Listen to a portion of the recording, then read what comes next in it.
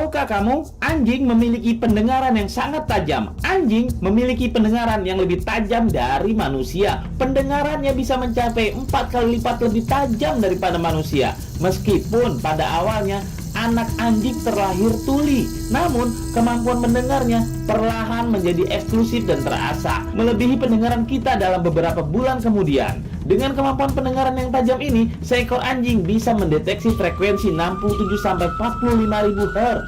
Sedangkan seorang manusia hanya 23 ribu Hz saja. Salah satu persamaan pendengaran anjing dan manusia adalah keduanya menurun seiring penuaan usia atau ketika memasuki masa manula.